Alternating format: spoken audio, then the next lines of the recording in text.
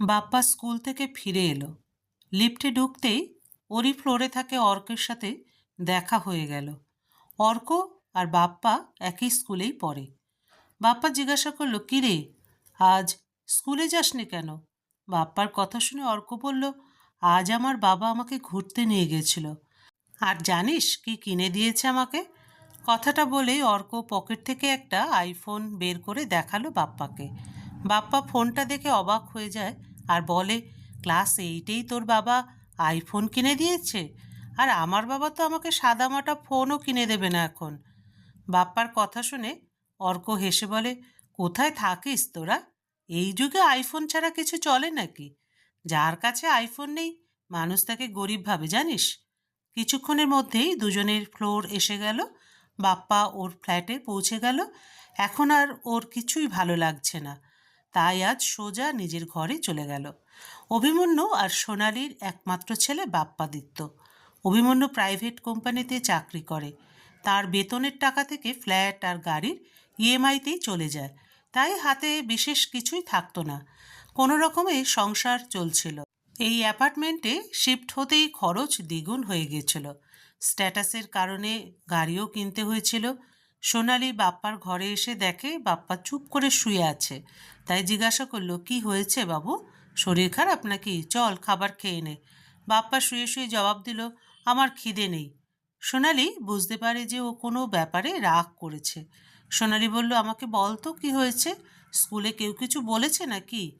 বাপ্পা এবার উঠে বসে বলল, "মা জানো, আমার সব বন্ধুদের কাছে আইফোন আছে, শুধু অর্কর ছিল না। আজ ওর বাবাও ওকে আইফোন কিনে দিল। যদি গরিবের মতোই থাকতে হতো তাহলে এই সোসাইটিতে আসার কি দরকার ছিল আমাদের, মা?"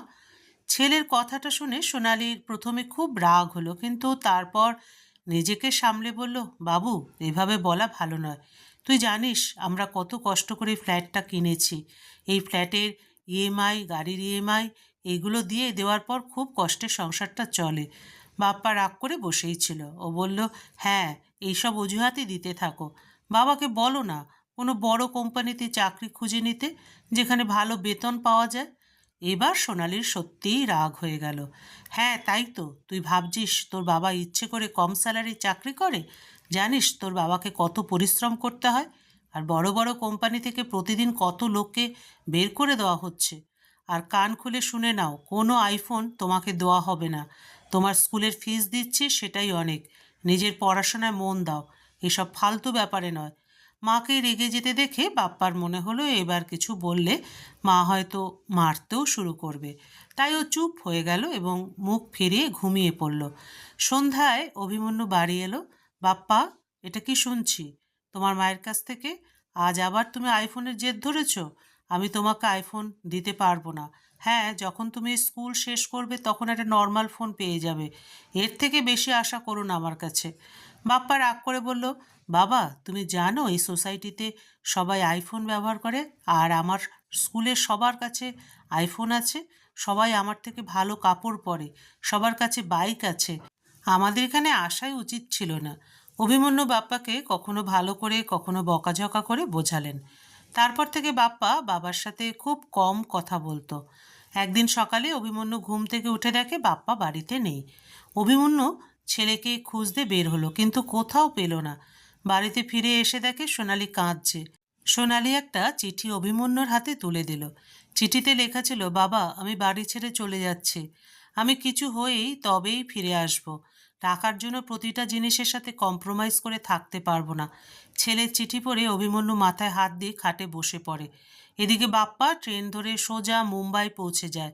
বন্ধুদের মুখে শুনতো মুম্বাই হলো টাকার নগরী। ওর বিশ্বাস ছিল মুম্বাইতে গেলে একদিন ও বড়লোক হয়ে যাবে। স্টেশন থেকে বের হতেই চারিদিকেই শুধু ভিড়। বাপ্পা একটা রেস্টুরেন্টের সামনে দিয়ে যাচ্ছিল। ওর খুব খিদেও পেয়েছিল, তাই ও রেস্টুরেন্টে ঢুকে পড়ে। সেখানে একজন ওয়েটার এসে খাবারের অর্ডার নিয়ে গেল। কিছুক্ষণ পর একজন দুর্বল শরীরের মানুষ, বয়স প্রায় ৪৫-৫০-এর কাছাকাছি, এসে টেবিলে বাপ্পাকে খাবার পরিবেশন করে দিল।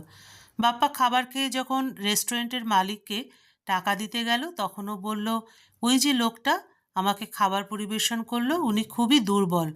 ওনাকে সরিয়ে কোনো শক্ত সমর্থ লোককে কাজে রাখুন, উনি তো কাজই করতে পারছে না।" মালিক শান্তভাবে বলল, বাবা, ওই লোকটা মানে সন্তোষ খুব ধনী বাবার ছেলে, কিন্তু আজ থেকে 25 বছর আগে ও কোনো ব্যাপারে বাড়ির লোকজনদের সঙ্গে রাগ করে এখানে চলে আসে মুম্বাইতে। অনেক খোঁজাখুঁজির পরও যখন কোনো ভালো কাজ পায়নি, তখন পেট চালানোর জন্য এখানে কাজ করতে শুরু করে। কয়েক বছর পর সন্তোষ আবার নিজের বাড়ি ফিরে যায়, কিন্তু ততদিনে ওর বাবা মা ওর অপেক্ষা করতে করতে মারা গিয়েছিলেন। সমস্ত সম্পত্তি আত্মীয়রা দখল করে নেয়, তাই সন্তোষ আবার এখানে ফিরে আসে। তখন থেকেই মুখ বুজে কাজ করে যাচ্ছে, হয়তো নিজের ভুলের প্রায়শ্চিত্ত করছে। হোটেল মালিকের কথা শুনে বাপ্পার যেন পায়ের তলা থেকে মাটি সরে গেল। ওর বাবাকে ফোন করে বলল, বাবা, আমার খুব বড় ভুল হয়ে গেছে, আমি আর কখনো কিছু চাইবো না, আমি বাড়ি ফিরে আসছি। অভিমন্যু জিজ্ঞাসা করলো, বাবা, তুই কোথায় আছিস? আমি তোকে নিয়ে আসছি। বাপ্পা তাড়াতাড়ি বলল, না না বাবা, আমি নিজেই আসতে পারবো, বলে ফোনটা কেটে দিল। রাতের ট্রেন ধরে বাপ্পা বাড়ির উদ্দেশ্যে রওনা হয়ে গেল। জীবনের সেই শিক্ষা যা ওর বাবা ওকে বুঝিয়ে বলতে পারেনি, বাপ্পা নিজে জীবনের বাস্তবতার সাথে ধাক্কা খেয়ে শিখে গেল। গল্পের সমাপ্তি এখানেই।